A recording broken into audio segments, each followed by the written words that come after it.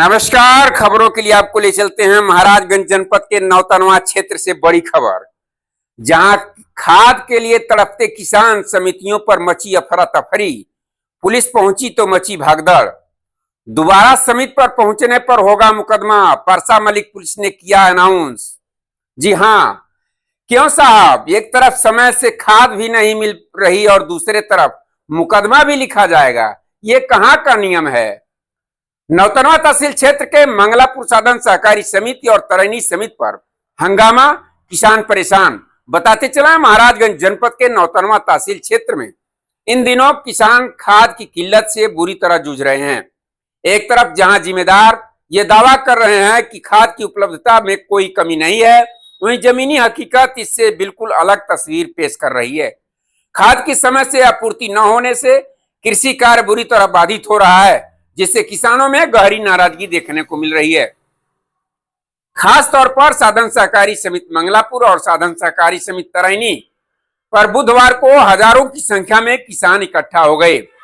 सुबह से ही लंबी कतारों में खड़े किसानों के सब्र का बांध टूट गया। जब उन्हें यह जानकारी मिली कि खाद का स्टॉक समिति में कम है, तभी से खाद मिल पाना मुश्किल हो जाएगा।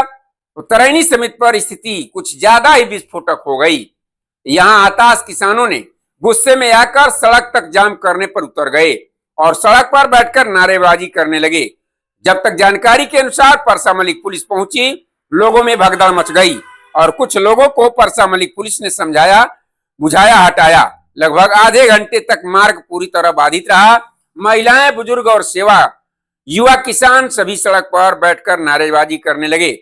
उनकी एक ही मांग थी कि खाद दो, हमें अपने खेत बचाने दो। हालात को गंभीर होता देख मौके पर नौतनवा तहसीलदार मजिस्ट्रेट करण सिंह, क्षेत्राधिकारी जयप्रकाश तिवारी भारी पुलिस बल के साथ पहुंचे। प्रशासनिक अधिकारियों को देखते ही किसानों में अफरा तफरी मच गई और मौके पर भगदड़ जैसी स्थिति बन गई।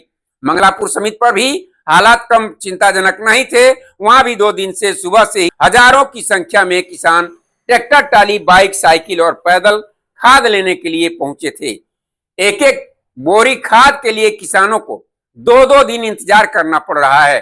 कई किसानों ने आरोप लगाया कि समिति के कर्मचारी जानबूझकर खाद वितरण में भेदभाव कर रहे हैं और कुछ चुनिंदा लोगों को प्राथमिकता दी जा रही है। किसानों की पीड़ा, खेतों की तड़प। किसानों का कहना है कि वर्षा के बीच खेतों में रुपाई का समय चल रहा है और ऐसे समय में खाद न मिलने से खेती को बर्बाद कर देना है। सरकारी घोषणाएं अखबारों तक ही सीमित हैं। हकीकत यह है कि हम खाद के लिए दर-दर भटक रहे हैं। हम लोग 2-2 दिन से लाइन में खड़े रहते हैं और शाम को बताया जाता है कि खाद खत्म हो गई या कल बांटी जाएगी। सरकार को चाहिए कि वह स्थिति का जायजा लेकर सख्त कदम उठाए। मौके पर पहुंचे अधिकारियों ने किसानों को समझाने की कोशिश की और भरोसा दिलाया कि जल्द ही नई खेप मंगवाई जाएगी। सीओ जयप्रकाश तिवारी ने कहा कि स्थिति को नियंत्रित कर लिया गया और किसी भी प्रकार की अफरा तफरी को बर्दाश्त नहीं किया जाएगा।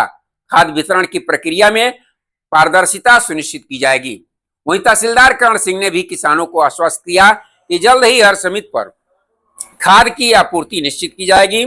साथ ही उन्होंने कहा कि इस मामले की रिपोर्ट उच्चाधिकारियों को भेजी जा रही है।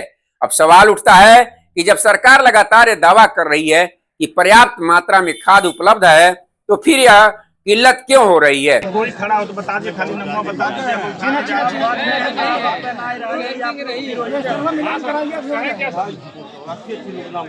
क्या यह वितरण प्रणाली की विफलता है या खाद की कालाबाजारी?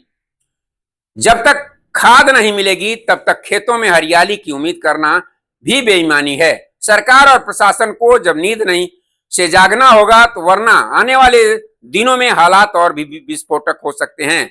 आइए जानते हैं परसा मलिक इंस्पेक्टर अनाउंस में क्या कह रहे हैं। ध्यान से सुनिए। यदि कोई दोबारा समिति पर जाएगा तो उसके ऊपर मुकदमा भी लिख दिया जाएगा। अभी ध्यान से सुन लें। अभी जो कल टोकन बटा हुआ था, 70 टोकन बाकी था, उनका खाद वितरण पहले किया जाएगा। जो बाएं तरफ काउंटर पे लगे हुए हैं, नंबर बोला जाएगा।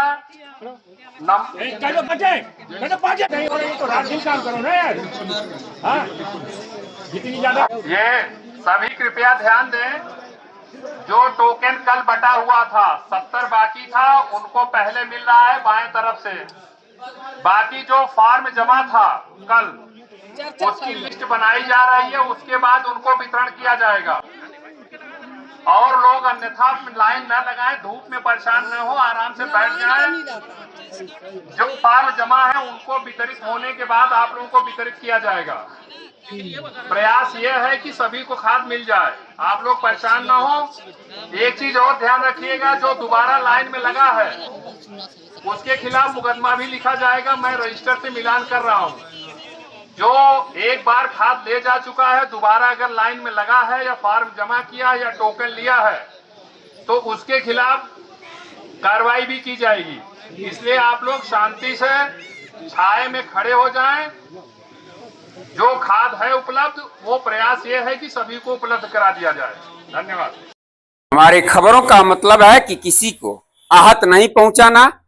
और जब सागर न्यूज वहां टीम पहुंची तो देखने को मिला वहां का यह दृश्य।